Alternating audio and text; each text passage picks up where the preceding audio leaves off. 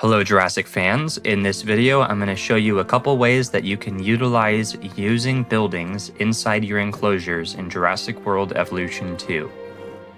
It's a good idea to have a plan or theme of how you want your enclosure to feature the buildings. So for this enclosure I'm using some biosyn buildings that have mossy roofs to make it look like an overgrown facility.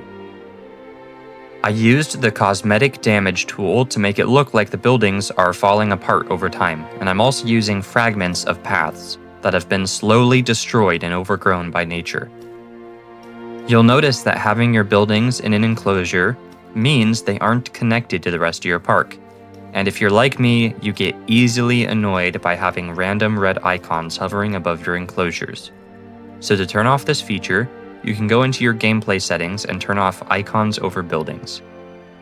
Unfortunately, you cannot remove the hazard icon from the top of the screen, but I find it fairly simple to put out of mind. To make all of the buildings blend into the enclosure just a little bit better, I'm using various types of park decor, but I'm mainly taking advantage of the Malta decorations because most of them are rusty or damaged and fit well with an abandoned or run-down vibe.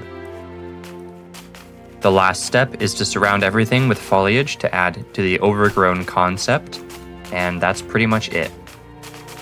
You can make this work with basically any type of building theme, and you can mess around with different concepts like adding portions of monorail tracks or broken down visitor lodges overrun by rampaging dinosaurs.